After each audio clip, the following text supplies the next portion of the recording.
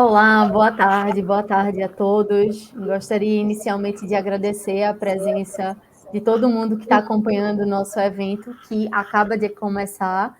Me chamo Lorena Oliveira, sou engenheira civil e aqui na ABCE faço parte do Comitê de Tecnologia e Inovação, né? Um comitê que vem aí fomentando bastante assuntos correlatos à tecnologia, à inovação, a tudo que a gente pode somar no ambiente da engenharia consultiva.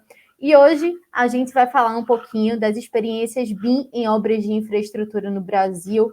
Vamos ter aí duas apresentações super bacanas, a apresentação da Arcade e da Intertec. Então, convidem aí os colegas, os profissionais da área da engenharia consultiva do BIM para fazer parte desse evento, né, que está sendo estruturado pela ABCE em parceria com o apoio aí do BIM Fórum Brasil. Então, para a gente começar, né, esse evento com o pé direito, eu convido o presidente do Conselho Diretor da ABCE, senhor Ricardo Gomes, para trazer as palavras iniciais nesse nosso evento. Boa tarde. Olá, obrigado, Lorena. Boa tarde a todos. Sejam muito bem-vindos ao nosso evento Experiências BIM em Obras de Infraestrutura no Brasil, uma realização do nosso Comitê de Inovação e Tecnologia da ABCE. Gostaria aqui inicialmente de cumprimentar os meus amigos da ABCE e do BIM Fórum na parceria para a realização desse evento. Então, a ABCE, né, é uma associação aí com 55 anos de existência, que reúne as principais empresas de engenharia construtiva do país, sempre teve um olhar muito atento para a tecnologia, né? Os maiores e mais relevantes projetos da engenharia nacional, desenvolvidos desde o final da década de 60, como usinas, refinarias, rodovias e tantos outros empreendimentos, que foram projetados por várias das nossas associadas, já tinham esse conceito de tecnologia que consagraram a engenharia brasileira por todo o mundo. E, nesses últimos anos, a despeito dessa crise toda, né, a ABCE continuou com um firme propósito de fomentar a tecnologia, também a inovação nas nossas associadas. E, por isso, criou um comitê de inovação e tecnologia, reunindo jovens talentos das nossas associadas que estão fazendo uma transformação na forma de tratar esse tema. O evento de hoje é fruto do esforço desse comitê e irá apresentar cases de sucesso de algumas empresas associadas. Agradeço também a parceria com o BIM Fórum Brasil, que é a principal referência desse tema aqui no Brasil. Finalizando, eu gostaria de ressaltar o momento de transformação que as nossas empresas estão vivendo, fruto das mudanças de mercado e das necessidades dos nossos clientes. Nós aqui na BCE, nós acompanhamos com muita atenção essa transformação nos principais mercados do planeta e o nosso desafio é enorme, né? Temos que fazer muito mais e melhor e entendo que para isso temos que investir cada vez mais em tecnologia e difundir a cultura da inovação. E a BCE contribui com esse objetivo ao compartilhar experiências de sucesso que possam inspirar cada vez mais as empresas. Então, agradeço mais uma vez aos nossos palestrantes, aos colegas da BCE, especialmente ao nosso Comitê de Inovação e Tecnologia e ao BIM Fórum na estruturação desse evento. Uma boa tarde, um bom evento a todos, e aí devolvo a palavra aí a Lorena para dar sequência na nossa programação. Muito obrigado. Muito obrigada, senhor Ricardo Gomes. Acho que resumiu bastante, né? Trouxe todos os pontos que marcam aí esse nosso evento de hoje, né? Um tema tão relevante, tão importante para a engenharia consultiva, que também é muito importante para o nosso Comitê de Tecnologia e Inovação, sem dúvida alguma. Bom, pessoal, vamos iniciar agora, né, as apresentações. Vamos começar pela empresa Arcades, que vem aí com os seus painelistas, né, a Poliana Avelar e o Rafael Ramalho, que vão falar um pouquinho dessa experiência, né, que vem sendo desenvolvida, desses cases tão bacanas da Arcades. Então, deixa eu apresentar um pouquinho para vocês esses dois profissionais. A Poliana Avelar, ela está na Arcades desde 2009, é engenheira civil pela Universidade Federal de Goiás e mestre em engenharia de transporte pela Universidade Politécnica da USP. Atuou na coordenação de projetos multidisciplinares de rodovias, metrôs, aeroportos e sistemas viários urbanos, e é responsável pela implantação BIM na Arcade desde 2014. Hoje lidera as equipes de coordenação BIM e automação para projetos de engenharia nas áreas de mineração, transporte, energia e águas. E ela vai dividir esse momento com o Rafael Ramalho, que é graduado em Engenharia Civil pela Fundação Armando Álvares Penteado e mestre em Inovação na Construção Civil, com o eixo de pesquisa em BIM pela Universidade de São Paulo, USP. Na equipe de coordenação BIM da Arcade, ele é o BIM Manager, responsável pela implantação de procedimentos e fluxos de trabalho BIM, além da definição das estratégias BIM nos projetos. Então, gostaria de dar as boas-vindas aos nossos colegas Poliana e Rafael. Queria lembrar vocês que, por favor, façam questionamentos, dúvidas, curiosidades, podem mandar diretamente no chat, que junto com os nossos moderadores, a gente vai estar respondendo ao final das explanações. Então, Poliana, Rafael, boa tarde. Sejam bem-vindos, fiquem à vontade. Boa tarde, Lorena. Obrigada. Boa tarde, Lorena. Obrigado também.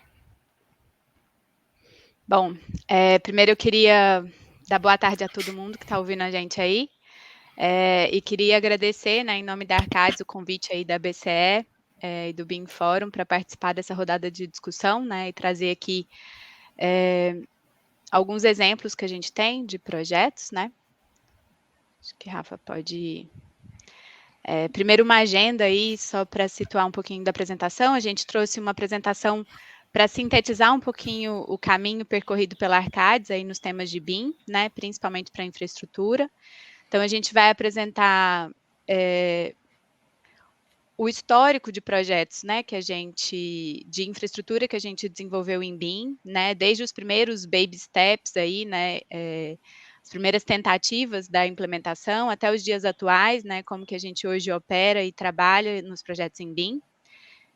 E aí, por último, a gente queria aproveitar, né, esse fórum aí de discussão para trazer alguns pontos que a gente teve de lições aprendidas durante esses anos aí de trajetória, para discutir aqui com todo mundo, né, algumas coisas aí de próximos passos para a comunidade BIM em geral. Bom, a Arcades, ela é uma empresa holandesa, que está multinacional aí, né, tem atuação em mais de 70 países, dos quais a gente tem escritório em 40, e tem um quadro de colaboradores aí na casa dos 28 mil, das 28 mil pessoas, né, a gente hoje tem uma atuação, para quem não conhece a Arcades, né, de consultoria de engenharia, desde o projeto de engenharia, gerenciamento de programas, de projetos e obras, até a consultoria de meio ambiente, né, com estudos ambientais, licenciamento, mitigação de impactos e solução de remediação também. E a Arcades, ela tem dois principais pilares aí na cultura dela, né, uma delas é colaboração, então a gente tenta, com toda a expertise que a gente tem ao redor do mundo, com todos os projetos que a gente vem desenvolvendo ao redor do mundo, trazer essa colaboração para todas as regiões, né? E também a inovação digital é algo que está bem na veia aí da Arcades, então são temas que a gente traz com bastante enfoque. Pode passar, Rafa.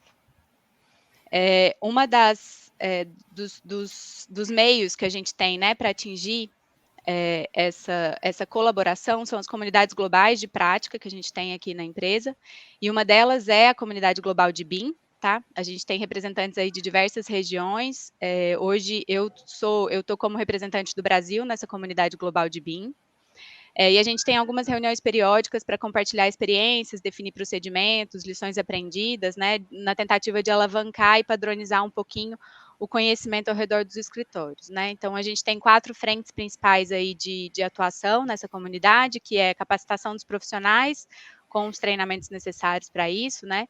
As normas e os procedimentos que a gente compartilha dentro da empresa, e os softwares e os hardwares que a gente utiliza, né, para conseguir desenvolver os projetos em BIM. E também aí uma parte de arquivamento de dados, de fluxo desses dados, né, das rotinas de automação, das bibliotecas que a gente também tem compartilhado aí de forma global. Bom, a gente trouxe aqui hoje alguns exemplos de projetos, tá? Eu acho que cases, eles ilustram um pouquinho melhor, né, o dia a dia, e aí a gente vai tentar trazer esse histórico de evolução aí que a gente passou, né, alguns problemas, algumas lições aprendidas que são normais de qualquer processo de implantação, né? Então, um dos primeiros projetos aí que a gente entende, né, que é realmente BIM, né, bem baby steps de BIM aí, é um projeto metroviário que a gente desenvolveu em 2014, né, e a gente utilizava algumas ferramentas do processo de BIM, né, então Civil 3D para fazer geometria de traçado, o Revit para fazer a modelagem de alguns viadutos, mas de forma integrada, né, de colaboração entre disciplinas. Nesse projeto, a gente começou com 2 pequenas disciplinas de arquitetura e estruturas e só nas estações, né, dentro das edificações. Então, por isso que a gente fala que é bem um baby steps. O Rafa, volta um pouquinho.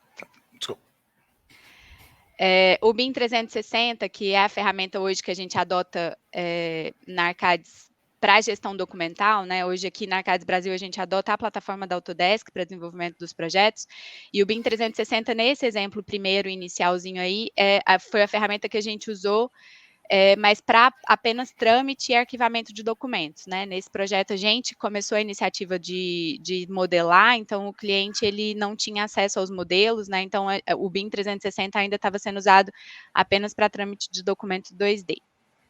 Pode ir, Rafa. Outro ponto de start do BIM, né, principalmente aí junto aos clientes, a gente considera ainda essa elaboração de vídeos de apresentação dos projetos, né?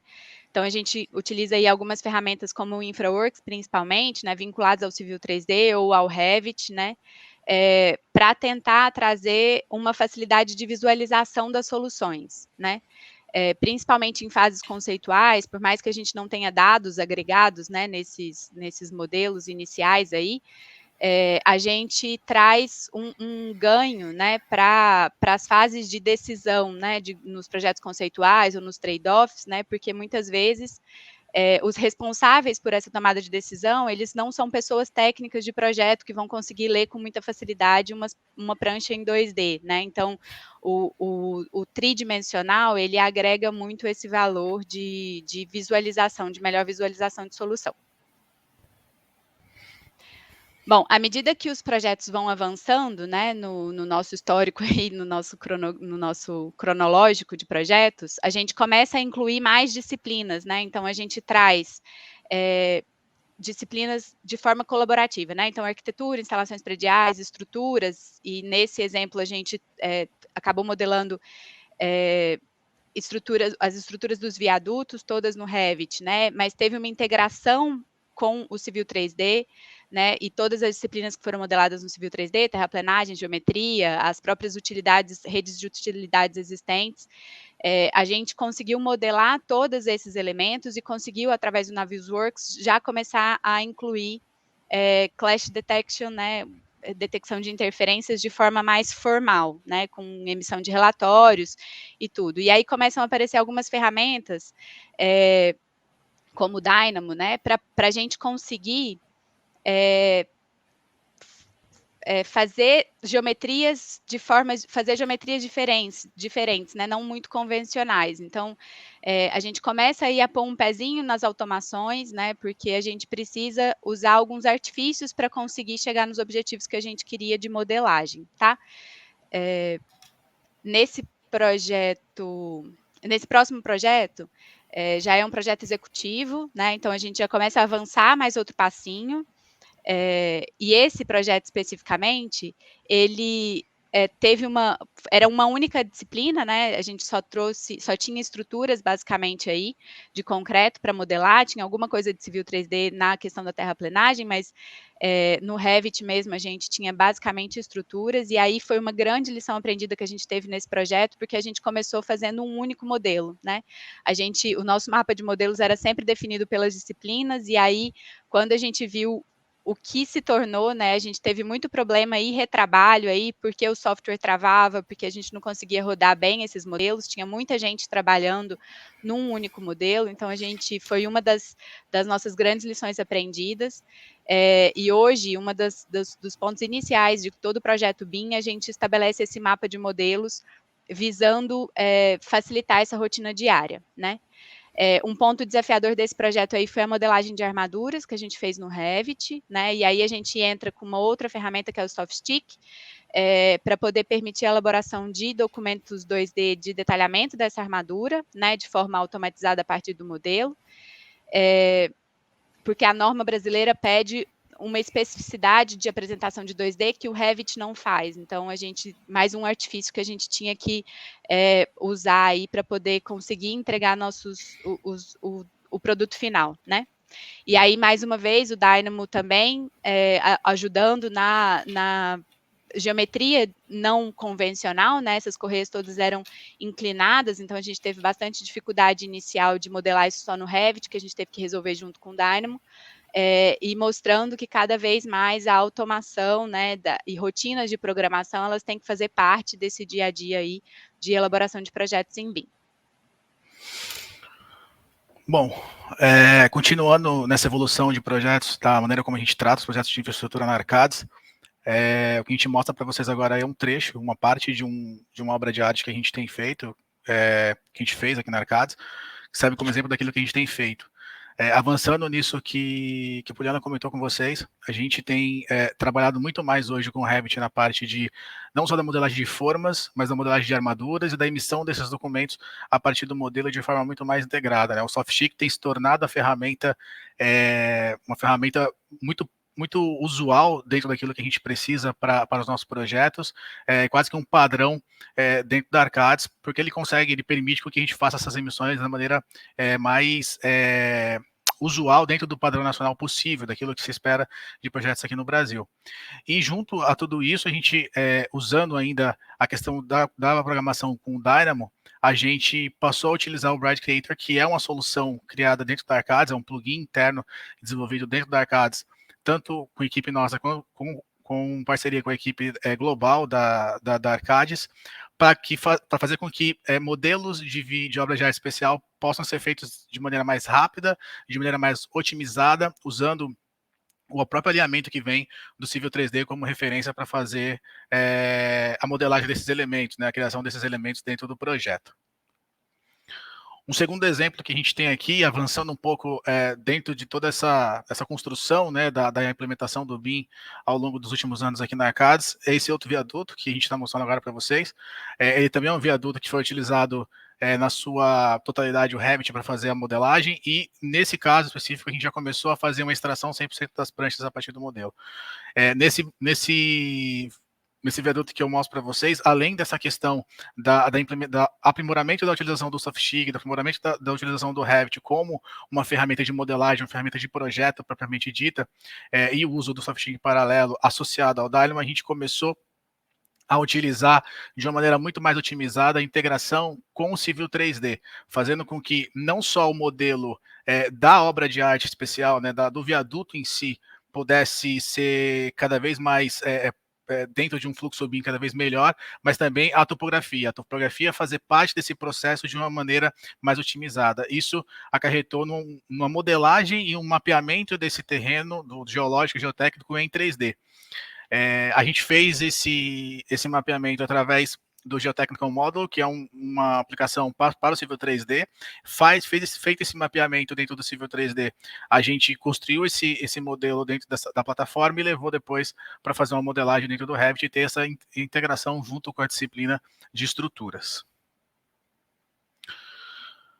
Seguindo na trajetória, além da modelagem, da topografia, né, da toda a parte geológica e das obras de arte especial, a gente começou a investir um pouco de esforço e ter também toda a parte rodoviária, toda a parte de pavimentação modelada junto aos modelos de obra de arte e fazer essa integração. A gente está mostrando na tela de um dos nossos projetos, onde nós tínhamos tanto a parte de Civil 3D modelada e emitida a partir dos fluxos via BIM360, vinha os fluxos de emissão de modelos que nós utilizamos, quanto também a integração dele com obra de arte especial feitas no Revit, e aí mantendo o padrão. Além do modelo ser feito na ferramenta específica para modelagem, a gente tinha a emissão dessa dessas pranchas. Nessa fase aqui, o ganho que a gente teve foi muito específico em relação à extração de informações do modelo. É um ponto onde nós já tínhamos um modelo, tínhamos uma quantidade significativa de informações criadas dentro dele, e o cliente requisitava que nós tirássemos o máximo de informação possível, né? Então, a gente está falando aqui, nesses projetos aqui para frente, de uma extração de informação baseada em rotinas de programação. Então, novamente, o Dylon, ele atua como uma ferramenta extremamente importante no processo, mas agora não só mais para modelagem, mas também para extração dessa informação, um tratamento dessa informação feita no Excel Power Query. A gente fez esse tratamento no Power Query, levou para o Excel e fez uma correlação daquilo que se esperava, daquilo que o cliente forneceu para nós como codificação, como atributo, como informação necessária para a montagem da IAP quantitativa, para a montagem da estrutura de quantidades para a orçamentação do nosso cliente. Não foi 100%, mas a gente trata aí mais ou menos uma porcentagem de 80% dos elementos que existiam no modelo que puderam ser quantificados, puderam ser extraídos da informação do modelo e levados para o nosso cliente. Um passo adiante foram os projetos industriais. Nesses projetos industriais, a gente avançou muito mais na utilização de mais ferramentas simultâneas, né? Então a gente tinha uma adoção de novas ferramentas em função da quantidade de disciplinas em que esses projetos eles tinham. Então a gente não estava falando mais só de arquitetura, estrutura metálica e concreto e eventualmente infra com a parte de rodovia, a parte de topografia. Estava falando também agora toda da parte de tubulação industrial, de equipamentos industriais. E a gente começa, então, a ter a utilização mais específica aí de Plant 3D, a utilização do Civil 3D, dando apoio para toda a parte de infra, terraplenagem, geometria, drenagem dos projetos. O Revit já é uma solução que hoje já é muito natural do nosso dia a dia. E aqui, o ponto forte mesmo foi fazer com que todos esses softwares eles pudessem se conversar, né, criar um ambiente de interoperabilidade, onde a informação, onde todas as questões relacionadas ao uso desses softwares, a troca de informação entre as disciplinas pudesse acontecer de uma maneira mais harmônica possível, e o Navisworks sendo um agregador, né, onde a gente podia ver essa informação existir da melhor maneira possível, fazendo checagem de interferência, aprimorando esse tipo de trabalho com emissão de relatórios, com acompanhamento dos nossos clientes e, além disso, o cliente começando a participar mais ativamente desse processo via BIM 360 e Navisworks com a anotação de issues, né, a anotação de problemas. Eles participavam do processo comentando em tempo praticamente real, né? À medida que o modelo ia acontecendo, ia sendo desenvolvido, esse modelo ia sendo preenchido com informações, com comentários, com anotações que o cliente às vezes tinha e nós íamos adequando aquilo que o cliente falava. A maioria, assim, grande parte desses projetos que a gente fez, eles não requisitavam já a emissão, né, do 2D do projeto e trabalhavam praticamente aqui no 3D. A gente começa a trabalhar também com nuvem de pontos, usando a nuvem de pontos como uma ferramenta extremamente importante para você trabalhar a questão de interfaces, de novas edificações, de novas construções com edificações existentes. É uma ferramenta que nós utilizamos hoje, que serve muito como para dar essa base para nós entendermos como que essas construções, principalmente de planta industrial, onde você tem uma construção existente, onde o espaço para você criar uma nova construção é muito apertado, a nuvem de pontos ela serve como uma grande ferramenta de mapeamento dessa informação, permitindo que a gente consiga ver, analisar, verificar e ajustar essas edificações do melhor jeito possível, né? E aí, para visualizar essa informação, a nuvem de pontos ela tem um peso significativo, ela pesa bastante. A gente teve a adição ao nosso pool de ferramentas aí do Cintu, que é um visualizador do modelo de nuvem de pontos, que acaba tornando esse arquivo mais leve, permitindo a manipulação desses dados mais fácil. Um outro exemplo de interface existente versus novo, né, com a utilização de modelagens de Revit, de Civil 3D, usando o Navisworks efetivamente para checagem das interferências com aquilo que é existente. Aquilo que está em colorido na imagem é o que é existente, o que está em cinza ali são elementos novos, então a gente faz essa verificação e aí, juntando todos eles no Navisworks, a gente conseguiu ter isso de maneira muito mais aprimorada. E hoje, talvez um dos grandes ganhos que nós temos aqui é a utilização do modelo para medição. a medição no que diz respeito ao avanço físico do projeto. Eu comentei agora há pouco que a gente não, em alguns projetos a gente não trabalha, no projeto básico a gente não trabalha nem com emissão 2D, ficando exclusivamente trabalhando com o modelo, e isso permite que nós possamos atribuir nesses modelos um atributo, criar um atributo de controle. Esse atributo de controle pode ser rastreável, e aí através das unidades de medidas dos elementos, como o metro quadrado, metro cúbico, ou a quantidade em si, né, a unidade do elemento, a gente possa fazer um avanço de quanto que o projeto caminhou em função do modelo que está sendo entregue para o nosso cliente. Para amarrar tudo isso que a gente falou, né, a gente, de maneira bem macro, a gente chega a um fluxo de trabalho onde nós temos um modelo federado trabalhando com seus modelos autorais ali orbitando ele. Internamente nós temos não só processos de emissão, mas também processos de verificação dos modelos, né? Os processos são verificados pelos job leaders de cada disciplina. Temos as fases de clash detection, onde a gente tem o processo em si, né, de fazer essa checagem com todas as disciplinas envolvidas. Como a gente mostrou agora há pouco, isso acaba sendo um pouco maior nos últimos projetos que a gente pegou pela quantidade de disciplinas envolvidas. Design review interna e com o cliente, um controle de qualidade interno nosso para que o produto que chega ao cliente chegue da melhor maneira possível, o cliente possa receber com o máximo de problemas já solucionados, ou de questões já solucionadas, ou propostas de soluções, e aí sim, um fluxo interno de emissão do modelo. Esse modelo ele é emitido, aí, quando necessário, documentação 2D, as RTs, memoriais de cálculos, planilhas de quantidades e etc. Bom, e aí, para não tomar muito mais o tempo de vocês, assim, a gente queria só colocar algumas bolas aí, levantar algumas bolas, né, na verdade, alguns pontos que a gente vem sempre discutindo aqui internamente, de pontos que a gente ainda encontra de dificuldades, né, hoje em dia, para trabalhar com projetos em BIM. Então, um deles é a interoperabilidade entre os softwares, né, mesmo quando a gente fala de softwares da mesma empresa ou da mesma plataforma, a gente ainda tem uma dificuldade nesse fluxo de dados dentro dos projetos, né, de fazer isso de forma mais automatizada e mais online. O cronograma de projetos em BIM, né, como um segundo ponto aí para ser discutido, né? Hoje a gente tem às vezes a gente vende um projeto em BIM, os clientes compram um projeto em BIM, mas esperam ainda receber a documentação ao longo da evolução do projeto, né? Então, um projeto convencional, nesse gráfico à esquerda aí, a gente tem a emissão de documentos A1 muito atrelado à evolução do projeto. Então, à medida que o projeto vai sendo elaborado, a gente vai emitindo os documentos, né, numa maneira tradicional.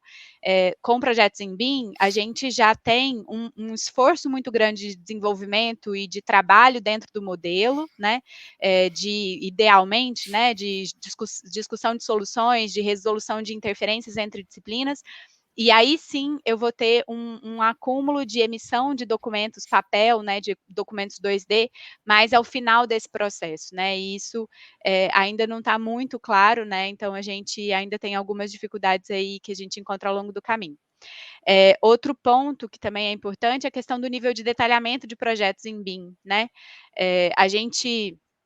Hoje, como eu estou falando de uma réplica do empreendimento, né, quando eu estou montando um modelo, trabalhando lá disciplina com disciplina, às vezes a gente começa a ter umas discussões que a gente teria muitas vezes só na etapa de obra. E discussões, né, porque eu estou realmente montando uma réplica daquele empreendimento, eu estou antecipando um pouco os problemas que eles só viriam na época de implantação. Então, às vezes, mesmo em fase de projeto conceitual ou projeto básico, a gente começa a discutir muita coisa muito mais detalhada, né? Eu acho que talvez esses conceitos também, quando a gente fala de projetos em BIM, a gente precisaria também começar a discutir e a divulgar um pouquinho mais aí de forma diferente. Bom, gente, acho que era isso que a gente tinha para trazer hoje. Queria agradecer mais uma vez aí o pessoal da BCE e pela oportunidade, né, de falar. E estamos aqui disponíveis para tirar dúvida e para conversar mais. Perfeito. Gostaria de agradecer muito, Poliana e Rafael. Estava aqui acompanhando os comentários, vários elogios e pessoas parabenizando pelo projeto, pela apresentação. Acho que ficou super claro e ficou de uma maneira bacana, né, para todo mundo acompanhar aí a evolução da Arcade. peço que todo mundo que tem alguma dúvida, alguma pergunta, queira enfim, entender um pouquinho mais do que foi apresentado, manda a tua pergunta nos comentários, que após a próxima explanação, a gente vai iniciar aqui o nosso debate, o nosso momento de dúvidas, de discussões, junto com a Poliana e o Rafael, né? Então, muito obrigada, e já a gente volta, né, com a participação de vocês. Vamos agora convidar o nosso segundo painelista, o Fernando Azevedo, né, que faz parte da Intertecne. Então, o Fernando Azevedo, ele é superintendente administrativo financeiro, ele é responsável pelos departamentos de tecnologia da informação e sistemas de engenharia da Intertecne desde 2010, é gerente do projeto para implantação da metodologia BIM na Intertecne e gestor da equipe responsável pela definição, padronização e desenvolvimento de novas funcionalidades nos softwares CAD e CAI utilizados pelo grupo Intertecne. Então, a partir de agora, vamos conhecer um pouquinho do trabalho do Fernando, da Intertecne. Boa tarde, Fernando, fique à vontade. Muito obrigada pela participação. Boa tarde, Lorena. Boa tarde a todos. Em nome da Intertecne, eu gostaria de agradecer a oportunidade de apresentar um pouco da nossa experiência BIM em obras de infraestrutura. A Intertecne é uma empresa especializada em consultoria, projetos de engenharia e gerenciamento. Nós atuamos nos segmentos de infraestrutura, normalmente projetos de metrô, aeroporto, porto, ferrovia e rodovia. No segmento de geração de energia, com projetos de usinas hidrelétricas e fotovoltaicas. No segmento de óleo e gás, projetos de exploração onshore e offshore, refino, armazenamento, transporte e distribuição. E agora também no segmento de mineração, onde nós entramos em 2019 com projetos para a Vale. Alguns pontos importantes da nossa história, por exemplo, o primeiro projeto de metrô foi em 2004, no metrô de São Paulo.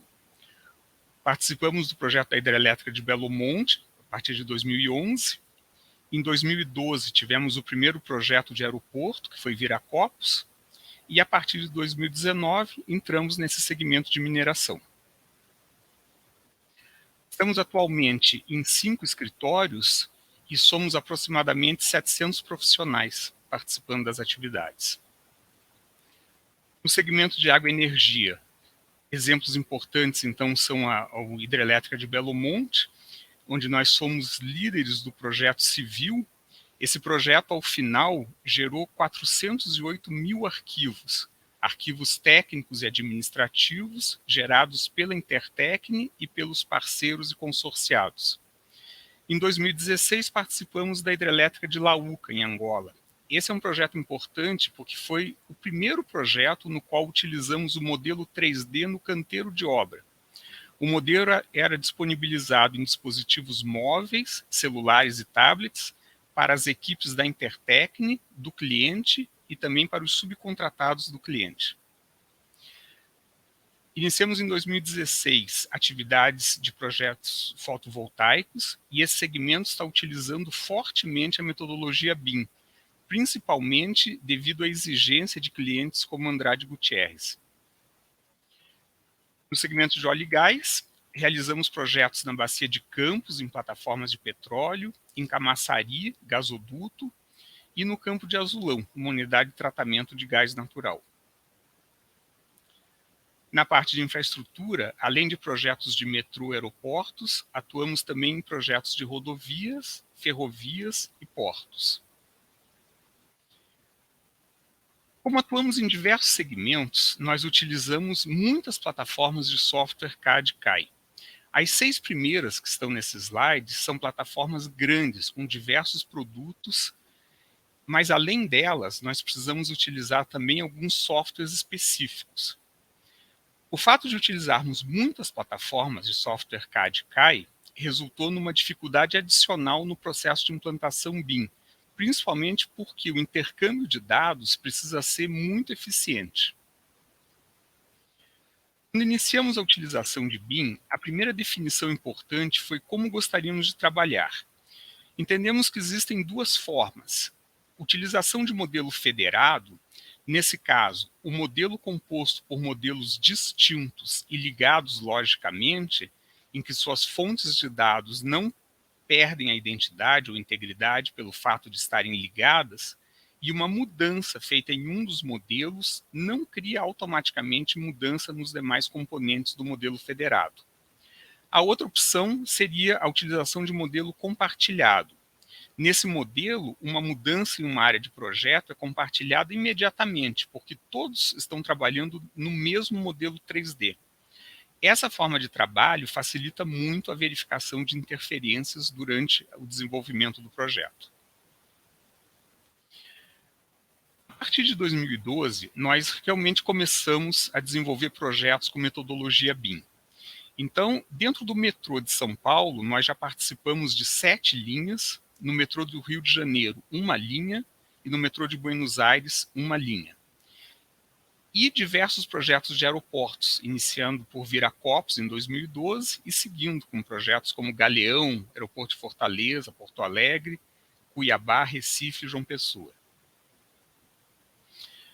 Quando participamos do primeiro projeto de metrô com tecnologia BIM, em 2014, a estrutura de trabalho era que cada estação teria empresas eventualmente diferentes fazendo partes do projeto, como arquitetura, estruturas, eletromecânico da estação e eletromecânico do túnel.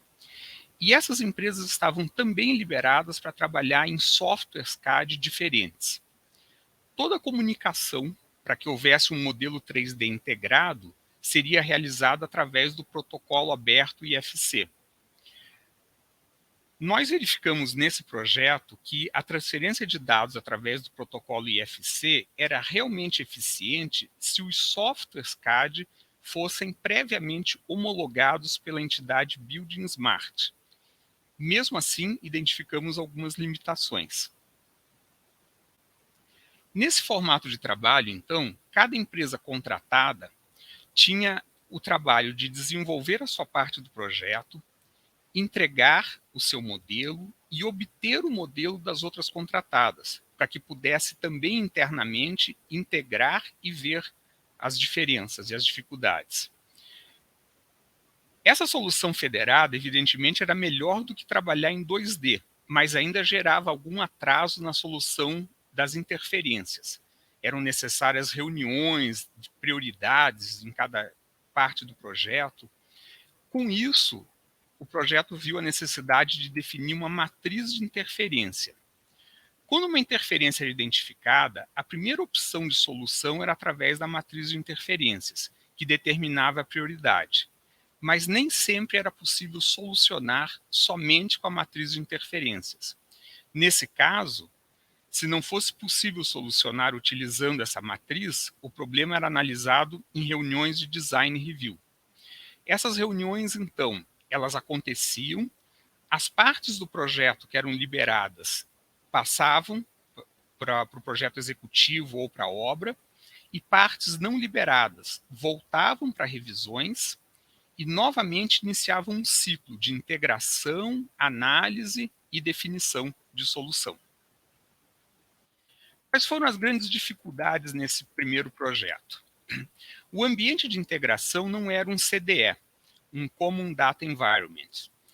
Então, as empresas projetistas utilizavam CDEs ou áreas de armazenamento próprios, todos fora do ambiente de nuvem e todos com algum tipo de limitação de acesso.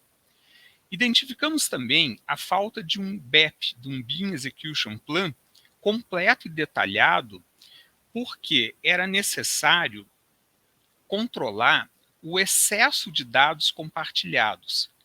O intercâmbio de informações com terceiros era muito grande, especialmente, por exemplo, com fabricantes que não estão sob nosso controle, dificultando eventualmente a atualização e a manipulação do modelo 3D. A verdade é que componentes com nível de detalhamento muito alto prejudicam a performance do modelo 3D. Mesmo atualmente com maior capacidade computacional, continua sendo muito complicado utilizar um LOD muito detalhado em todo o projeto. Essa definição deve ser realizada no BEP e deve ser adequada ao projeto e à plataforma de software CAD utilizada. Uma outra experiência com o projeto de metrô, que foi mais recente, nós tivemos um BEP detalhado com definições claras sobre o LOD, nesse caso, alguns componentes, algumas partes do projeto com maior detalhamento e outros com menor detalhamento. A integração entre os projetos, havia uma definição clara sobre o local de armazenamento, o fluxo de aprovação, a frequência de integração. Prioridade para a solução das interferências, também havia uma regra para isso, e uma padronização dos metadados, de forma que várias empresas pudessem trabalhar em sistemas, cada um na sua estação, e o modelo final do empreendimento como um todo tivesse um padrão. Tudo isso para viabilizar a utilização do modelo como referência para a operação e manutenção do empreendimento. Nesse projeto, as empresas estavam desenvolvendo o projeto no mesmo ambiente CDE e os projetos estavam separados em arquitetura, estrutura, sistemas nas estações e túneis. Eventualmente, uma parte do projeto tinha mais de uma empresa desenvolvendo. O controle das etapas do projeto foi todo baseado na norma ISO 19650. Então, nós tínhamos Work in Progress, que era o projeto sendo desenvolvido, a fase de compartilhado, projeto revisado e liberado para outras empresas projetistas, publicado, projeto liberado para o cliente ou para o construtor, e arquivado, que é o histórico do projeto, que não pode mais ser alterado. Quais foram as reais melhorias nesta segunda experiência em relação à primeira? A detecção de interferências com soluções mais rápidas e eficientes. Colocar as empresas desenvolvendo os projetos em ambiente de nuvem facilita a integração, retirando o trabalho que havia no passado de cada empresa enviar sua parte, receber as outras partes, integrar e verificar as interferências. Controle efetivo do trabalho em andamento, porque existiam as fases pré-determinadas, era possível saber quem estava fazendo o que em qual momento. Modelagem de informação e alterações de obra, o as-built. Armazenar o projeto em um CDE alocado na nuvem facilita o acesso às informações de todos os locais. Esse acesso pode acontecer em escritórios da empresa, projetista, do cliente ou até em local de obra. A inclusão de parâmetros para informação de operação e manutenção e uma comunicação muito mais colaborativa entre todas as partes que estavam dentro do projeto. Um outro exemplo foi o aeroporto de Fortaleza.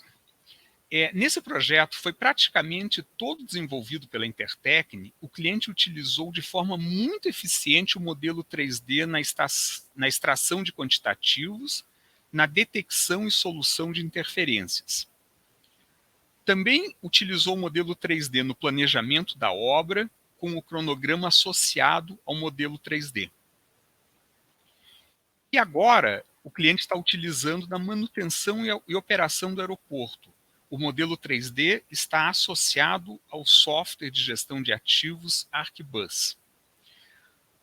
Esse modelo 3D atualizado, ou seja, com o as-built da obra, também será fundamental nas futuras reformas do aeroporto. Todos esses benefícios eles foram atingidos a partir do desenvolvimento de um modelo 3D com as informações, com os metadados e com a estrutura necessárias, que foram previamente definidos no BEP. Dessa forma, foi possível atingir todos esses benefícios, tanto no desenvolvimento do projeto, como na construção e na operação. O que nós entendemos, então, como fundamental para o sucesso de um projeto BIM?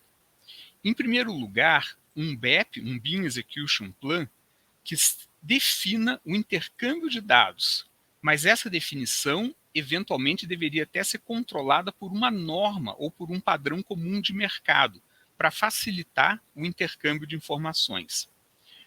Nomenclatura e codificação para permitir o uso de modelo 3D na operação e na manutenção do empreendimento. Deve incluir também diretrizes de como serão feitos os compartilhamentos e o intercâmbio das informações, os processos colaborativos, os requisitos de armazenamento de dados, metadados necessários, infraestrutura para o desenvolvimento do projeto. Dessa forma, o projeto segue com uma definição mais clara e com objetivos que possam ser alcançados. Vou reforçar novamente que devemos evitar o excesso de detalhamento geométrico e o excesso de especificações desnecessárias, para evitarmos aumentos desnecessários no modelo 3D. E outro ponto fundamental é o CDE, que é o ambiente comum de dados. Esse ambiente tem que ser uma fonte única de informações do projeto. Tem que armazenar modelos 3D, modelos 2D, emissões, resposta de cliente, lista de documento, documento de apoio e metadados. Permite o desenvolvimento de um único modelo integrado com tecnologia BIM, nomenclatura e codificação uniformes. Permite também o acesso aos dados do projeto de qualquer localidade, facilitando a situação que nós temos atualmente, né, com colaboradores espalhados em vários locais do país. E o controle de acesso, porque grupos diferentes, grupos internos e externos, precisam de acessos diferentes. Todo o controle de revisão, emissão e das informações recebidas é muito importante, porque projetos podem ser desenvolvidos em consórcio. Existem muitas informações recebidas do cliente, dos fornecedores, além de um intercâmbio constante de informações com a engenharia do proprietário. Todo esse conjunto precisa ser armazenado e controlado corretamente. E facilita também a recuperação de informações. Muitas soluções CDE controlam o versionamento, o que permite a recuperação de arquivos rapidamente.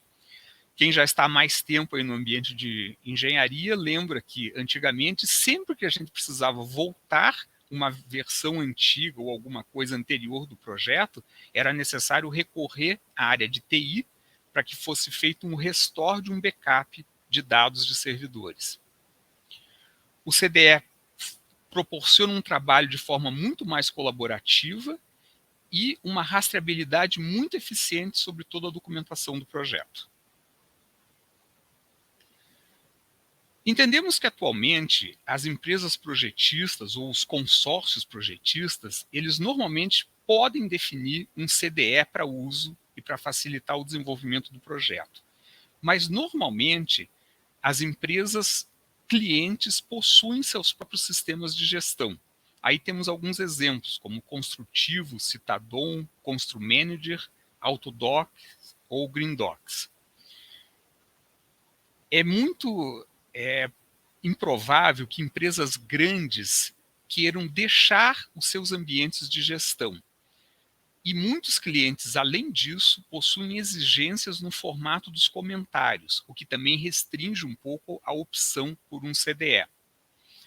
O que nós vemos para o futuro é que, se for possível, o ideal seria integrarmos todos, empresas projetistas, clientes, engenharia do proprietário, no mesmo CDE, para reduzir o envio e recebimento de informações e estimular um trabalho efetivamente colaborativo. Muito obrigado. Eu que agradeço, Fernando. Acho que a palestra foi muito interessante para a gente conhecer um pouquinho desse desenvolvimento, né? Essa história aí do BIM na Intertecne.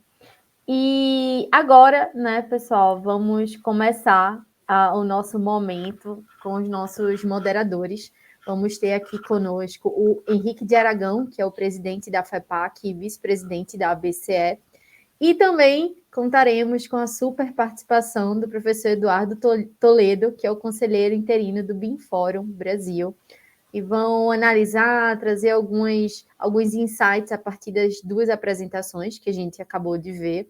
E também é um momento onde a gente vai discutir um pouquinho das perguntas que vocês estão mandando para a gente, tanto pelo YouTube quanto pelo Zoom. Então, convido o Henrique e o Eduardo. Boa tarde. Fiquem à vontade. Boa tarde, Lorena.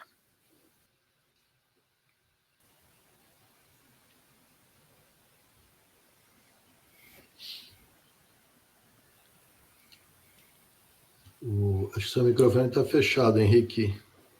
Perdão. Esse é um dado digital que ainda não aconteceu. A espontaneidade da fala. Mas então eu acho que tivemos aí dois exemplos bastante interessantes, bastante expressivos de evolução tecnológica bastante importante. Eu acho que temos várias questões que estão aqui sendo colocadas e sugiro, Eduardo, que você, digamos, tente evoluir mais com as perguntas mais técnicas, específicas, que é a sua área, e eu vou tentar interferir e somar nas questões os aspectos gerenciais, que é o Fernando terminou a palestra dele falando da integração de todos os envolvidos no projeto. Entre os técnicos, talvez seja difícil pela complexidade, mas mais fácil na linguagem. Mas o projeto não termina aí, tem a gestão dele e que envolve, geralmente, profissionais mais amadurecidos, mas menos profundamente técnico, como essa turma que está falando aí. Então, eu acho que esse seminário será muito interessante, está sendo muito interessante para a gente integrar todos esses aspectos aí. Então, eu acho que as perguntas agora serão muito interessantes e sugiro, então, Eduardo, você me ajudar aí com as perguntas, os aspectos técnicos. Perfeito, Henrique. Eu identifiquei 3 grandes temas aqui que a gente deve abordar, então, nessa nossa mesa, mas e eu queria começar com que é a questão da interoperabilidade, porque ela apareceu, inclusive, em várias perguntas, né? Tem uma primeira que foi feita pelo Robson, que é sobre a utilização de outras ferramentas, né? Isso é mais principalmente para arcades, né? Que vocês, a gente percebeu que existe uma ou outra ferramenta, né? O Softstic, o Sync, esse Cintio também, que vocês citaram de novo, que eu não conheço pessoalmente, mas percebe que vocês trabalham prioritariamente com ferramentas Autodesk, né? Então, o Robson primeiro pergunta por que se há um motivo específico, né? E eu tenho interesse em saber da questão da interoperabilidade, como é que isso é para vocês, Poliana e Rafael. Boa. Acho que primeiro respondendo diretamente aí a questão da Autodesk, né, foi até uma escolha que a gente fez, né, hoje a Arcades ela tem 2 contratos globais, tanto com a Autodesk quanto com a Bentley, então a gente tem acesso a toda a suíte de ferramentas das 2 plataformas, mas aqui no Brasil, em função do próprio conhecimento das pessoas, né, assim, dos modeladores, dos projetistas, dos engenheiros, a gente acabou optando pela Autodesk, também era um pacote que era aceito mais facilmente aí pelos clientes, pelo mercado em si, né? Então foi um pouco mais estratégico esse olhar para a Autodesk. Então a gente desenvolveu mesmo realmente visando a Autodesk aqui no Brasil, tá? Outras operações da Arcades na Austrália, principalmente na Inglaterra, usam qualquer uma das ferramentas, então, a depender do que o cliente exige, eles têm equipes treinadas e capacitadas para Autodesk e para Bentley também, né? A gente tem feito alguns testes com o pacote da Bentley, tá? Com In-Roads, com Open-Roads, aí, mas não é algo que a gente tem comumente utilizado, tá? A gente tem só alguns estudos aí em paralelo, né? Alguns testes para ver se a gente consegue ter um pouco melhor performance, né? Mas, em questão de interoperabilidade, a gente tem dificuldade, inclusive, dentro dos próprios pacotes da Autodesk, né?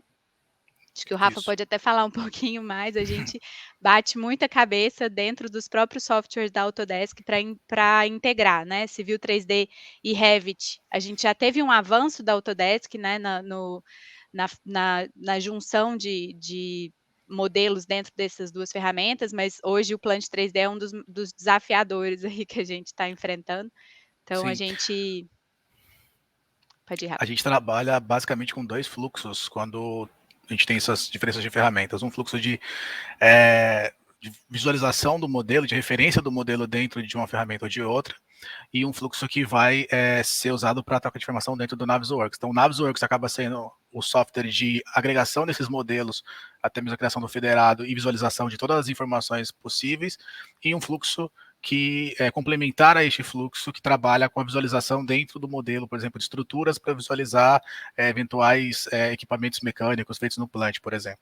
Então, a gente tem essas duas estratégias, uma para visualização, para que a pessoa, ao modelar uma estrutura, ao modelar uma disciplina de arquitetura, ou que não tenha interferência, integração com o plant, consiga fazer, e uma outra, e aí focado na integração de todos os modelos, da criação do federado via Navisworks. E com isso a gente vai responder a pergunta do Jackson Machado, lá que fez através do Zoom. Ou seja, vocês trabalham com interoperabilidade, mas é uma interoperabilidade fechada dentro do certo fabricante. Já o Fernando citou um case, né, de uma obra do metrô que foi toda baseada em FC, né, Fernando? Sim, O que foi você poderia dizer para a gente sobre essa experiência de vocês, de interoperabilidade aberta? Sim. Naquele ano, então, nós identificamos que as plataformas de software que estavam homologadas pela Building Smart, elas tinham uma interoperabilidade melhor. Mesmo assim, claro, a gente identificou alguma limitação do IFC, principalmente em geometrias muito complexas. Certo, lembrando que esse foi um case de 2014, né? 2014. Os importadores melhoraram bastante. É sempre importante a gente destacar que a limitação não necessariamente é do IFC, né? Que ele é até sofisticado para a representação de geometria. A limitação, em geral, está nos exportadores, né? E importadores dessa geometria. Mas é uma... E aí vocês conseguiram se utilizar de softwares de diferentes fabricantes, é isso? Nesse projeto? Sim, com uma prioridade para softwares homologados, né? Softwares homologados pela Building Smart tinham realmente um comportamento muito melhor. Muito bem.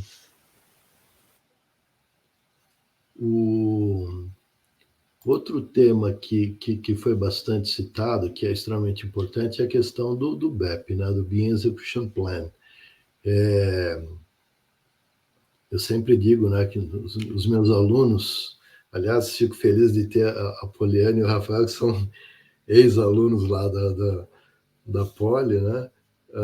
Aqui, muito bem, representando o nome da escola, mas eu sempre digo com meus alunos na linha de disciplina de BIM que os 3 fatores críticos mais importantes no BIM são planejamento, planejamento e planejamento.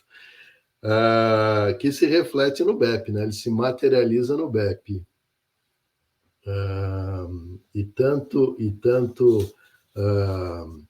a Poliana mencionou, né, essa coisa que ela chama de mapa de modelos, né? Que é o guia para você saber como eu tenho que modelar, quer dizer, como é que eu divido o meu modelo, né? E se eu não prestar atenção nisso, é o que você falou mesmo, né, Poliana? Você chega, você cria esse mamute e você não sabe agora, ele já não cabe no seu computador e para você fatiar ele depois é difícil, né? Então, ter o planejamento, ainda mais quando são equipes múltiplas, né? Saber exatamente o que é que tem se modelado em cada arquivo, né? E o Fernando, né, comentou da parte de LOD bem definido dentro do modelo, né? A Intertechnic está dizendo aí que segue a ISO 19650, muito importante, e que diz que a gente não deve modelar mais ou detalhar mais do que necessário, quer dizer, não colocar informações desnecessárias. E o Fernando, então, está trazendo essa experiência muito clara aqui. Se você detalha a mais, mais não é mais, né? Menos é mais nesse caso. Detalhe menos porque só o necessário, né? O que vocês podem dizer? Vocês estão contando um histórico longo das empresas de vocês, né? Que obviamente percebe-se que o próprio histórico de vocês mostram que as empresas foram evoluindo, foram amadurecendo do BIM, isso é super importante. O que vocês podem dizer para a gente a mais aí sobre o uso do BEP, a importância de ter isso e como é que hoje, atualmente, está? Porque muitas vezes não é vocês, muitas vezes não, em geral, o BEP tem que partir é uma proposta de vocês, mas o cliente orienta isso. Como é que vocês estão vendo isso? Como é que vocês estão sentindo isso no mercado hoje? Poliana, Rafael, o Fernando, quem fala primeiro? Vamos lá, acho que eu começo... Desculpa, Fernando, pode ir. Pode ir, por favor. Eu vou comentar aqui, Rafa, se você quiser me complementar, pode ir me interrompendo, tá? Pode deixar. Hoje, o BEP, na verdade, é uma das primeiras coisas, ele funciona quase... Na reunião de kickoff, a gente já começa a alinhar uma série de coisas, né? A expectativa do cliente, para que vai servir o modelo. Então, no começo aí, né, falando um pouquinho mesmo de evolução, a gente já bateu bastante cabeça de não ter combinado uma série de coisas e chega lá no final, a expectativa é muito mais alta do que o que a gente realmente tinha previsto, né? E aí, não só na expectativa do cliente, né, mas é muito importante para os próprios fluxos internos, né? Essa coisa do detalhamento do projeto, acho que sim, mas de como que a gente vai, onde a gente vai salvar os arquivos, como que a gente vai salvar os arquivos, o que eu vou ter que exportar de cada uma das ferramentas, ainda mais se eu estou usando ferramentas diferentes, qual que é a periodicidade de fazer isso para ter o modelo federado atualizado, né? Então, o BEP hoje, ele é uma bíblia que a gente põe debaixo do braço e a gente, assim, tenta fazer isso mesmo de partida do projeto, né? Já alinhar e já emitir o documento para ter esses combinados todos, não só com o cliente, mas com a equipe interna também. E só complementando, acho que o BEP também assume uma função da gente abaixar um pouco a expectativa ou alinhar a expectativa do cliente, né? A questão do LOD que o professor Telo comentou, que às vezes na vontade de ter um modelo completo, um modelo dotado de várias informações, o cliente acaba pedindo tanta coisa que não é necessário, não é preciso, então o BEP ajuda a gente a equalizar essa expectativa, a deixar essa expectativa do cliente no mesmo patamar do que ele necessita e não além daquilo, que vai acabar gerando, às vezes, até custos a mais para ele. Fernando. Bom, no caso da Intertecne, nós projetamos utilizando modelos 3D desde 2008.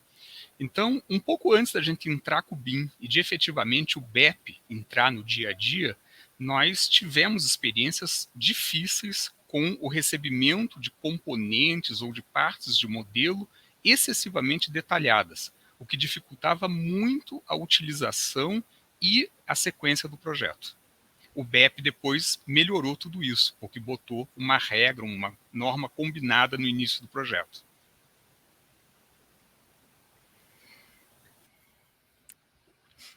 Tá fechado, Henrique. Henrique, seu áudio. Para evitar ruído, desligo. Mas então acho que queria fazer uma intervenção só complementar. Todo empreendimento tem diversos participantes, quer dizer, vários projetistas específicos, construtor, fornecedor de equipamentos, e não necessariamente todos estão no mesmo nível, alinhado tecnicamente e com a mesma experiência. Qual foi o nível de dificuldade que vocês encontraram para integrar isso no BEP de vocês e definir perfeitamente como atuar?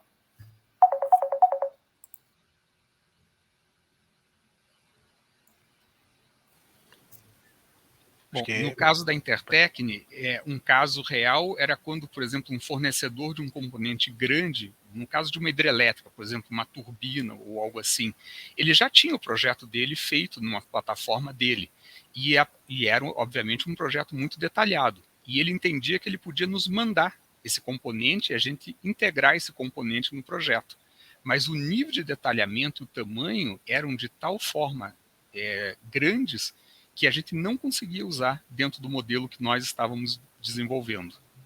A gente precisava algo realmente mais simplificado, um pouco mais uma referência do que um detalhamento completo. E vocês conseguiram convencer esse fornecedor a se ajustar? Aí, ao longo desses anos, nós tivemos várias experiências, né? Quer dizer, alguns fornecedores naturalmente foram ajustando os seus processos, né? E em alguns outros casos, a gente chegava ao ponto de fazer um esqueleto do material que ele estava nos enviando somente como referência dentro do projeto, para viabilizar a utilização. Bom, eu não sei se eu entendi muito bem a pergunta, mas em relação assim a fornecedores e equipamentos, né, que a gente tem que colocar, hoje em dia a gente acaba modelando mesmo, num nível de detalhamento um pouco menor. Então a gente pega os dados dos fornecedores e a gente mesmo acaba modelando dentro dos nossos projetos.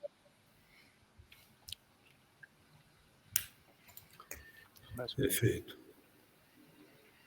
Henrique, acho que a gente pode pegar agora algumas perguntas, né? Responder mais perguntas aqui do chat.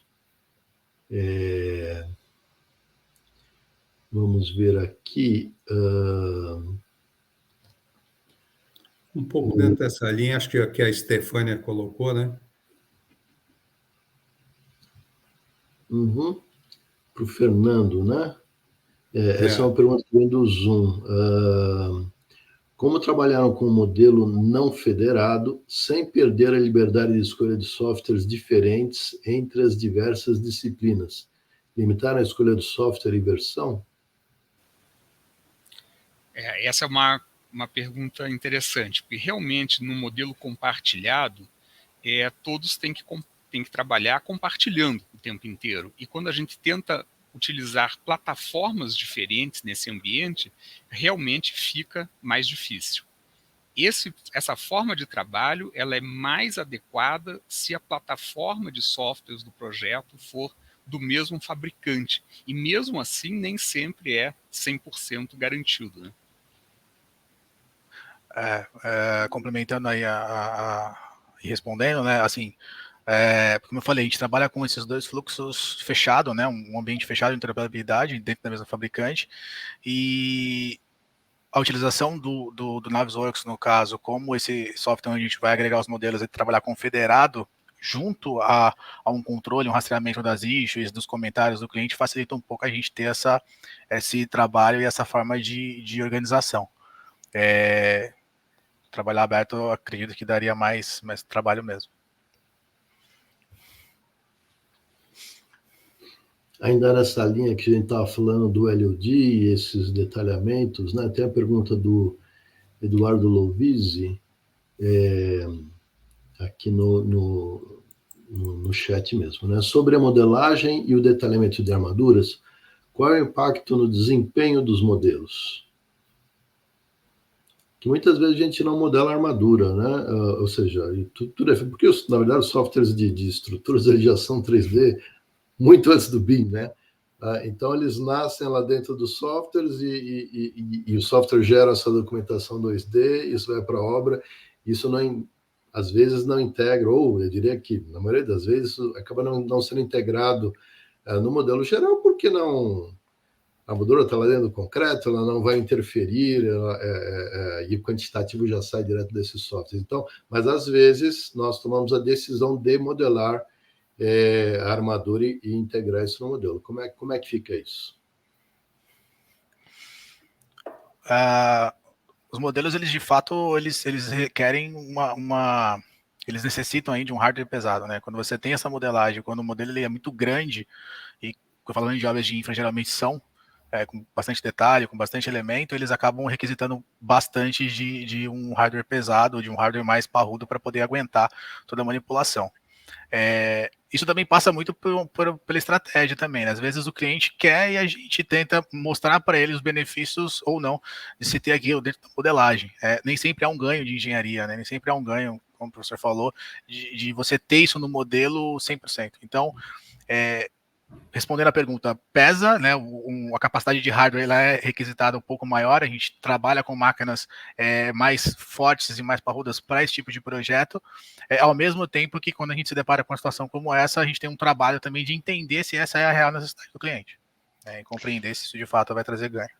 E aí, E estrategicamente, às vezes, a gente faz alguns elementos uma modelagem da armadura de alguns elementos, né, que vão se repetir ao longo do projeto. Então, a gente não modela todo, por exemplo, se a gente vai falar de um viaduto, né, a gente não modela todas as peças do viaduto, a gente modela peças que são representativas, né, em cada uma delas, e aí os quantitativos vão sair daí, os desenhos 2D vão sair daí, mas de forma representativa, né? A gente não precisa fazer a modelagem exatamente de toda a armadura completa, né? Porque realmente tem um peso maior, não só de hardware, mas de produtividade também, né? A gente acaba tendo um trabalho grande de modelagem aí desses objetos todos. Né? Em geral, fazendo isso quando a gente precisa estudar algum detalhe de montagem, né, para ver uma questão de construtibilidade, não é isso? Uhum. Que vai realmente valer a pena fazer essa modelagem, né? Entra um pouco nessa estratégia, né, assim, de como que realmente é necessário modelar num projeto ou não, né? Ainda mais que fica muito bonitinho, por exemplo, eu vou dar um exemplo aqui que é da sinalização horizontal, né? Que no fim das contas, ela não vai interferir em nada eu não vou conseguir fazer clash detection com ela, eu não vou ter informação quase nenhuma agregada àquilo ali, e eu tenho um trabalho enorme de fazer essa modelagem, mas às vezes, visualmente, o cliente quer enxergar, né? Então, a gente tem que sempre ir nessa expectativa, custo-benefício, tempo que eu vou gastar para fazer essa modelagem, o valor que isso vai estar agregado ou não, né? Eu acho que essas discussões sempre tem que estar aí no início, para alinhar a expectativa de todo mundo. Certo. E acho que a gente tem aqui nós temos a questão do CDS também, né? Obviamente, o tema CDL se desenvolveu muito, né, recentemente, né? A gente tem não só, digamos assim, o conceito de CDE está mais maduro hoje em dia, como tem mais ofertas mais interessantes no mercado, né? E vocês relataram aí da importância, Fernando particularmente, né? Também a própria a Arcades mencionou bastante isso, da importância de ter o CDE e desse ambiente que todos compartilhem o modelo, que afinal o BIM é isso, né? BIM, a colaboração é essencial. O que vocês podiam falar sobre a questão do CDE, né? O Fernando colocou esse desafio, né, de que é uma situação que existe realmente no mercado, cada cliente com o seu, ele, obviamente, ele já tem uma licença, ele está acostumado a usar aquele, ele gostaria que o projeto fosse feito no dele, né? E cada empresa acaba tendo a sua. Mas tem que ser um só, né? Porque senão não é comum, né? Como diz o nome. Como é que vocês têm vivenciado essa situação? Eu vou dar, então, aqui uma experiência nossa agora de 2 anos para cá. Nós realmente ainda temos a grande maioria dos clientes com as suas soluções, mas já tivemos 2 casos onde o cliente se mostrou disposto a participar do CDE que tinha sido definido pela Intertecnic. Talvez seja um começo, né? Um começo ainda tímido, mas alguns clientes já estão pensando em fazer isso. Bom, no caso da Arcades aqui, Brasil especificamente, né, que a gente usa aí plataforma Autodesk, então o nosso CDE é o BIM 360.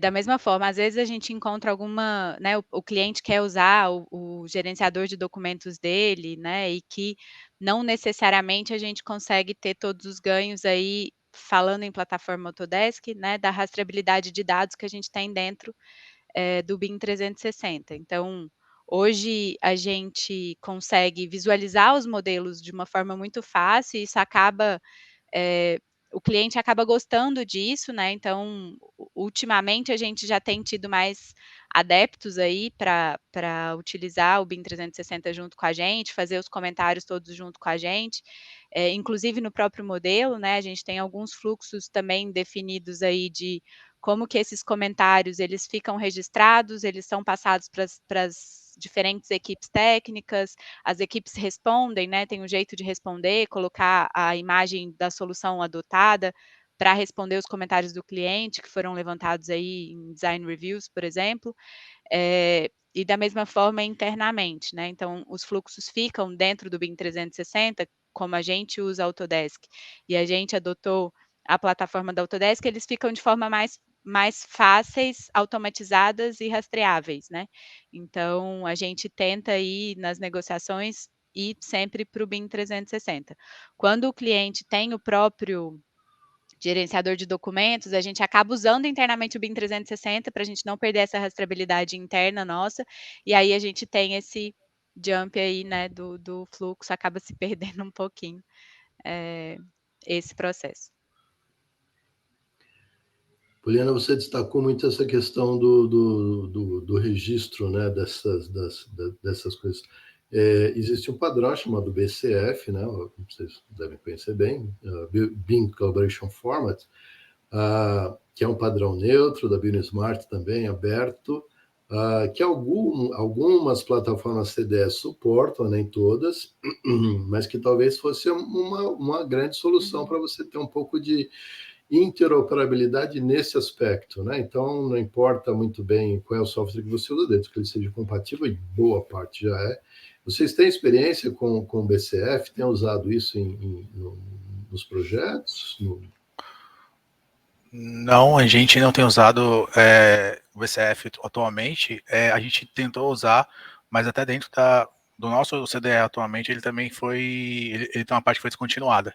Então a gente preferiu adotar a utilização integral dos recursos do CDE para manter um padrão, mas hoje a gente não tem usado nenhum tipo de fluxo com o BCF, né? Aqui na Intertec também não temos experiência ainda com o BCF. Mas fica a dica, então, para todos, que é um padrão que, assim, pode resolver muito a vida das pessoas. Eu tenho experiência que há um desconhecimento muito grande sobre esse padrão, que é extremamente simples, aberto, é suportado pela maioria dos aplicativos, né? Quando as pessoas descobrem o BCF, uau, que coisa boa! É só que não tem uma imagem, né? Mas você clica na imagem, você navega automaticamente no modelo e chega naquele ponto, já pode começar a editar para mexer. Então, e você tem todo esse rastreamento, é uma coisa muito boa, que pode ser implementada via arquivos ou pode ser implementada via plataforma automaticamente, ela registrando tudo isso. Então, fica a dica aí para o BCF. E eu acho que a gente pode ir para um último tema aqui, que eu acho que apareceu bastante, que é a questão dos usos do modelo, né?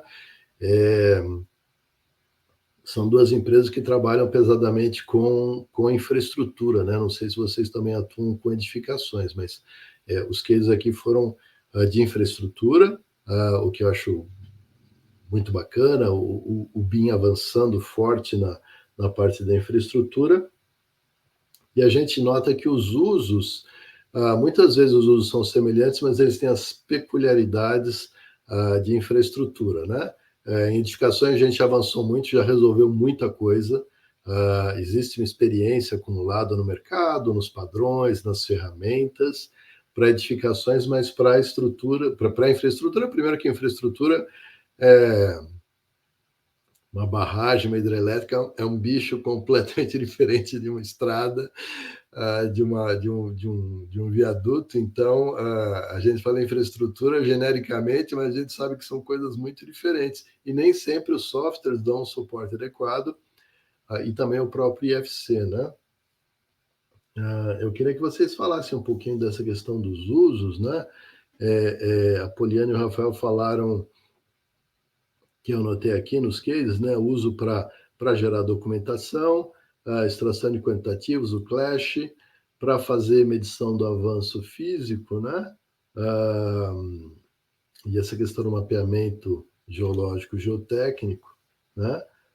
O Fernando falou de coisas parecidas, mas falou de as-built e falou de uma coisa que é um tema de pergunta aqui. Falou da questão de de gestão de ativos, né? Pergunta do Marcelo Fujimoto aqui. Gostaria de entender melhor como a Intertechnic está no avanço no uso de outras dimensões BIM. Como é que é, então, que a Intertechnic... Bom, imagino que vocês entregaram um modelo para que o cliente fizesse gestão de ativos. É o caso do aeroporto de Fortaleza, né? Também um ex-aluno nosso que fez a parte de FM de vocês, que é o Rogério Suzuki. Mas, e outros usos, como é que está isso, Fernando e demais? Bom, nós percebemos agora que os clientes estão interessados em fazer essas outras utilizações. Até a gente acha que isso demorou um pouco, né? Isso deveria ter acontecido antes. Porque uma coisa é ter o modelo 3D, né? Fazer extração de quantitativos, fazer documentação 2D, tudo isso. Mas existem os outros benefícios. Só que tudo isso tem que ser preparado no início do projeto. Se não for bem definido no início, depois você já tem um modelo construído e a mudança no meio do projeto é muito mais difícil. Então, isso que está acontecendo, os clientes estão buscando definir isso no início, estão utilizando o modelo associado a cronograma, né? Ferramentas como Syncro, a gente tem visto muito mais aí na mão dos clientes, e alguns, né, já estão no ponto de utilizar um modelo com as-built completo e com uma quantidade de dados previamente definido e corretamente definido para viabilizar operação e manutenção associado a algum dos softwares de gestão de ativos aí do mercado. Bom, a gente aqui não tem experiência com gestão de ativos, tá? A gente ainda não fez nenhum modelo, né, especificamente de gestão de ativos. Hoje a gente trabalha muito na fase de projeto mesmo, né, de elaboração de projeto, então de busca de dados aí, topografia, sondagens, né, para fazer os mapeamentos geológicos geotécnicos, todas as inclusões de dados aí para fazer a integração entre as disciplinas. E uma coisa que a gente tem percebido bastante é nessa mesma linha, né, os clientes que são donos dos ativos já estão um pouco mais preocupados com o uso futuro desses modelos. Então, alguns itens, né, de, por exemplo, metodologia AWP, construtibilidade, a gente já está trazendo e já está tratando isso mesmo em fase de projeto conceitual. Então, os modelos já vêm preparados aí com atributos AWP e CWP para poder serem utilizados, né? A gente tem alguns documentos que a gente produz já um pouquinho. A Arcades não executa obras, acho que eu vi uma dessas perguntas aí, mas a Arcades faz gerenciamento de implantação. Então, a gente já tem alguns produtos de relatórios de construtibilidade, né? Estratégia de construtibilidade daquele empreendimento, que a gente implanta a metodologia WP, segmenta monta o modelo segmentado já para construção, né? Então, é um modelo que já tem isso pensado, os atributos AWP e CWP, já está segmentado da forma que vai ser construído, né? E já tem um uso 4D aí, né? De implantação de obra, né? De planejamento e implantação de obra. Na gestão de ativos a gente ainda não chegou aqui no Brasil. Tem uma frase que a gente gosta muito, né, nesse ambiente BIM, que é comece com o fim em mente, né? Então, você saber o que você quer fazer com o modelo para você começar correto, né? E o caso da gestão de ativos é ainda mais peculiar, porque a gente sabe que, eu sempre dou esse exemplo, né? Você precisa do número de série do aparelho de ar-condicionado que está embutido aqui no forro. Mas você não anotou na hora que estava instalando? Agora, se você quiser fazer isso depois que a obra foi entregue, vai ter que ir lá, abrir, vai custar muito mais, cara, vai demorar muito mais, né? Então, e se tivesse planejado isso antes, na hora que está instalando, só anotou lá numa pranchetinha, liquidou o assunto, né? Então, realmente prever isso, né? Então, eu acho que a gente vai vendo também a questão não só do amadurecimento BIM dos fornecedores, mas também dos clientes, né? O que é um grande alívio. Eu acho que ainda vai demorar um bocado de tempo ainda, mas os clientes começarem a entender a importância do BIM, o que eles podem fazer com isso, extrair muito mais valor disso, né? E isso é bom porque também vão valorizar o trabalho que vocês fazem daqueles que fazem bem, né? Fazem bem feito, fazem com experiência, né? Que vai dar um retorno, né? E acho que aí a gente pode fechar agora com algumas perguntas que falam justamente disso, né? Então, o Marcelo Fujimoto perguntou aqui, a Arcades e a Intertecne possuem indicadores para avaliar os ganhos no uso da metodologia BIM? Se não, como poderiam avaliar o uso dessa metodologia em seus projetos? Que desafios poderiam destacar? Vocês têm indicadores? Bom, a gente está nessa luta de tentar identificar, tá? A gente tem algumas métricas que a gente está começando a tentar, mas é muito... a gente acaba, acho que até um dos pontos que eu coloquei no final da apresentação ali, né? A gente tem que pensar como eu estou construindo uma réplica dessa obra, né? Eu começo a ter discussões que eu não teria num modelo convencional, né? Então, a métrica primeira que a gente pensa é qual que é a produtividade da equipe, né? Quantas horas cada equipe vai gastar para entregar um desenho, que é a produtividade que, né? A métrica que a gente conhece do sistema tradicional. Mas a gente ainda não chegou numa conclusão, tá? De como que seria a melhor métrica para isso, porque entra muito essa discussão de como eu mensuro esse valor agregado de soluções que eu estou já antecipando, né, em fase de projeto, né? Como que a gente consegue entender essa métrica e esse desempenho aí, comparado com um sistema que não traz isso. Então, a gente ainda está um pouquinho nesse dilema aqui dentro. Bem, no caso da Intertecne, nós temos métricas sobre o ganho de trabalhar com modelo 3D e, consequentemente, com BIM, especialmente no segmento de projetos de hidrelétrica, que são projetos que nós realizamos desde 1990. Nós percebemos que muitas discussões que normalmente aconteceriam em campo acontecem antes, as soluções saem mais eficientes, e isso evita muito o retrabalho. Ou seja, no geral, existe um ganho no desenvolvimento. Perfeito. Eu acho, Henrique, que a gente pode fechar aqui. O Fernando tem duas perguntas relacionadas indiretamente a isso, né? Do Fernando Costa lá pelo Zoom, né? Vamos resumir aqui. Ele pergunta qual foi o impacto e desafios em tempo e recursos financeiros na implantação da metodologia, tanto em hardware quanto em software. Ele pergunta também sobre o treinamento de equipes, né? O que vocês poderiam dizer resumidamente para a gente nesse aspecto? Acho que você vai lá, pode complementar? Não, eu vou falar e você complementa. Eu acho que da parte de treinamento, o mais importante é a gente garantir que as equipes elas tenham um ponto em comum para buscar essa informação, mesmo que da empresa, né? Recentemente na Arcades a gente aplicou alguns treinamentos focados em disseminar um pouco o uso de plataformas, até mesmo para aquelas pessoas que às vezes não tinham nem contato com uma ferramenta, mas tinham interesse em querer se aprofundar no conhecimento. Então, acho que essa busca por procurar ensinar e repassar o conhecimento dentro da equipe, ela precisa ser uma constante, né? Precisa ser uma mudança de cultura e de incentivo para que as pessoas possam querer aprender mais sobre outras ferramentas e não ficar só dentro daquele espaço, daquele nicho onde ela está acostumada. Bom, em questão de hardware aí, né? Obviamente as máquinas para a gente operar esses softwares, né? Elas são um pouco mais parrudas.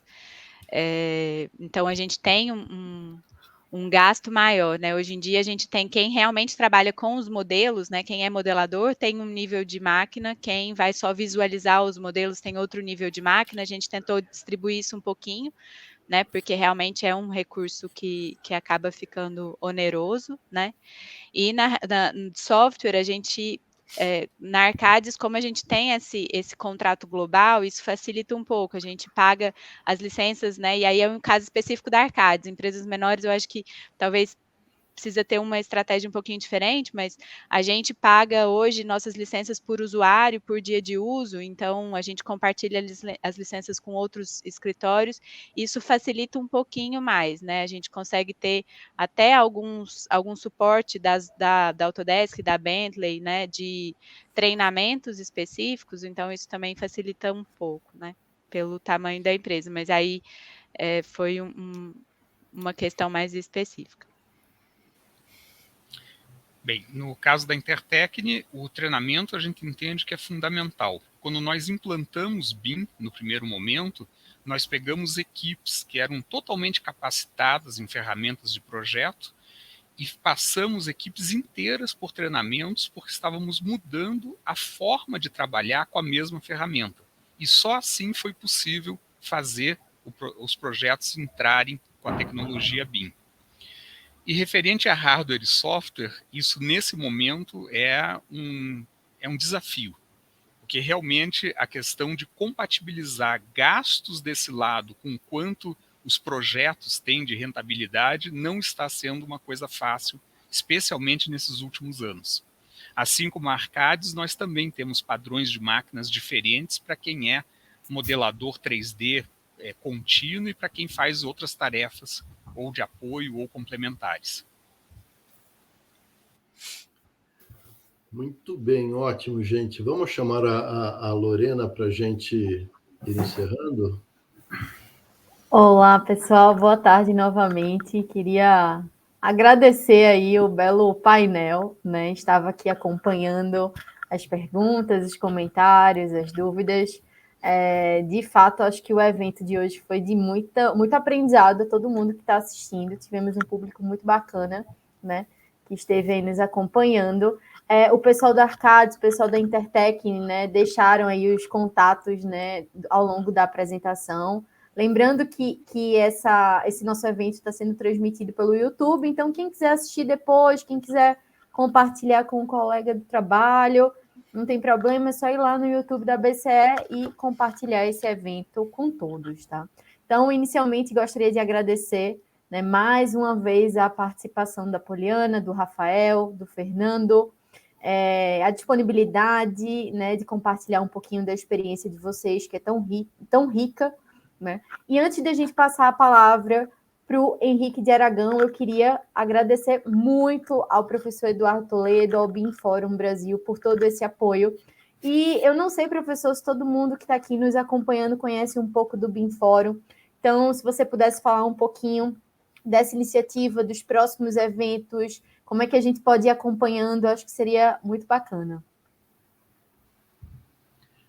Muito bem, Lorena, obrigado. O BIM Fórum está muito feliz de apoiar vocês. Eu acho que o evento foi bem bacana. Que venham mais. Nós estamos dentro desse tema. O BIM Fórum sempre comparece e vai dar todo o apoio. O BIM Fórum organiza eventos todo mês, né? Em fevereiro, esse vai ser o nosso evento desse apoio. Isso vai lá também para o nosso canal YouTube. O BIM Fórum é uma entidade voltada à área de BIM e o nosso grande diferencial como diz o nome, é ser um fórum aberto a todos. Então, é um fórum que, diferente de algumas associações, sejam de arquitetos, sejam de engenheiros, sejam de construtores, de incorporadores que se juntam e falam de BIM, isso é ótimo, mas o BIM Fórum tem essa missão de trazer todo mundo junto, de harmonizar e de discutir todo mundo junto, de todas as opiniões. A gente acha que assim a gente obtém resultados muito melhores. Eu não queria falar dos eventos do BIM Fórum, eu queria tocar rapidamente em dois projetos importantes que é relacionado com o que a gente falou aqui hoje, né? Um deles é o nosso grupo de trabalho número 1, que é estabelecer um chapter da BuildingSmart no Brasil. Então, nós falamos de interoperabilidade aqui, falamos do IFC, do BCF, né, que são 2 padrões da BuildingSmart, e a gente ter um capítulo aqui dessa instituição no Brasil seria muito rico e importante para que seja difundido esses padrões. A gente teria muito mais treinamentos, teria muito mais difusão. pesquisa no assunto e mais ainda a possibilidade de nós interferirmos no desenvolvimento desses padrões, né? Até porque a versão 4.3 do IFC ela vai ser a grande novidade vai ser a parte de infraestrutura. Então, estamos exatamente dentro do tema. E outro tema importante que diz respeito à BCE também é o nosso GT4, que é o de editais e contratos, que vocês também serão nossos parceiros nesse projeto, que visa, então, criar diretrizes que auxiliem a gente a produzir contratos e editais que demandem BIM. Então, acho que isso vai ser, os resultados desses 2 projetos vão ser muito importantes. E convido as empresas, as entidades interessadas a se associar ao BIM Fórum para ajudar a levar tudo isso em frente. Muito obrigado. Perfeito, professor. A gente que agradece, e com certeza foi o primeiro evento de tantos, né? Primeira iniciativa de tantas que a gente vai construir junto com o BIM Fórum, sem dúvida alguma. E para encerrar, né, para as palavras finais, gostaria de convidar o Henrique de Aragão, presidente da FEPAC, vice-presidente da BCE, para trazer aqui a conclusão do nosso evento. Obrigado, Lorena.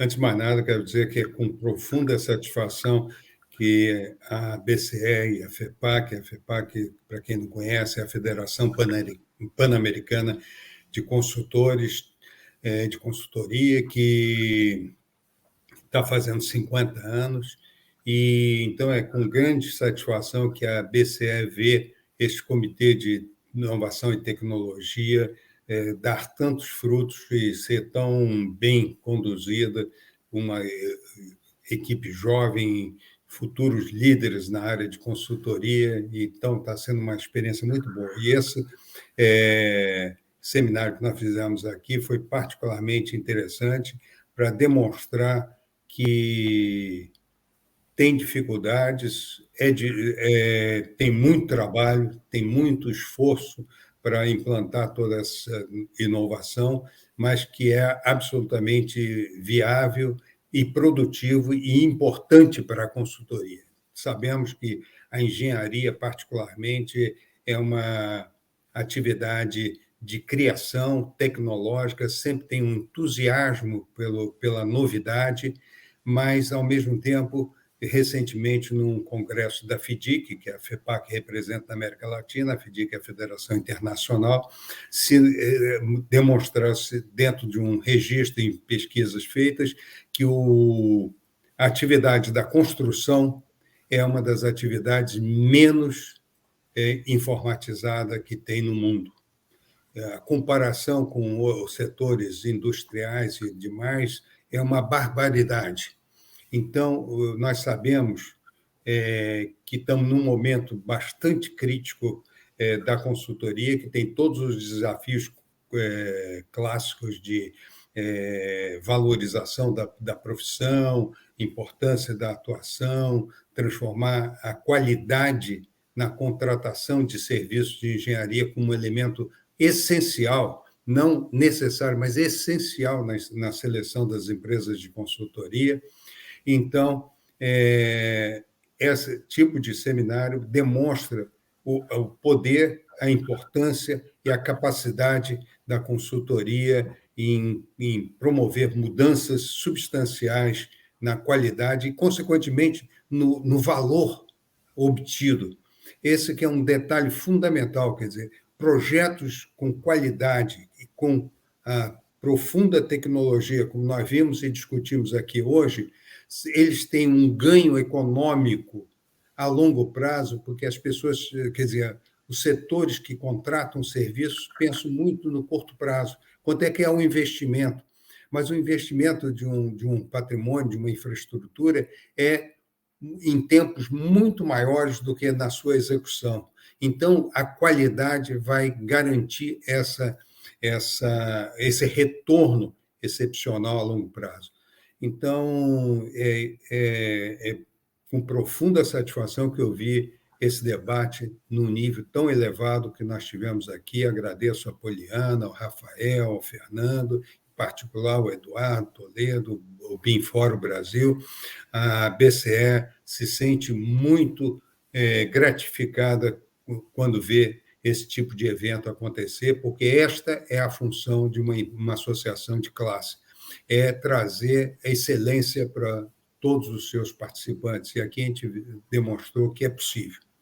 Então, só para encerrar, eu quero convidar, exatamente dentro dessa linha, a FEPAC está fazendo 50 anos, e no dia 25 de março próximo, nós vamos ter um evento em Lima, que vai ser híbrido, né? Vai ser digital e presencial, em que o tema é o futuro da consultoria de engenharia, porque nós estamos absolutamente cientes de que isto é o impacto que a transformação digital vai ter na consultoria é enorme. Cidades inteligentes, machine learning, tudo isso, dados na construção de projetos, é um impacto fenomenal que está acontecendo. Então, já fica aqui, vocês têm o site da fepac.org.br,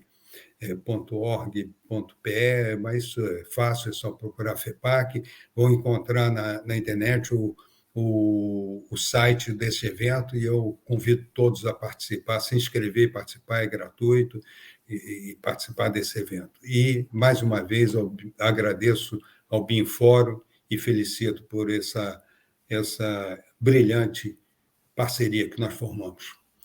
Obrigado a todos. Muito obrigada, pessoal. Muito obrigada, doutor Henrique. E, enfim, convido todos vocês a acompanharem a BCE e o BIM Fórum nas suas redes sociais, e com certeza teremos outros eventos como esse, tá? Boa noite, um abraço, ótimo finzinho aí de semana, pessoal. Tchau, tchau. Então, Tchau, tchau.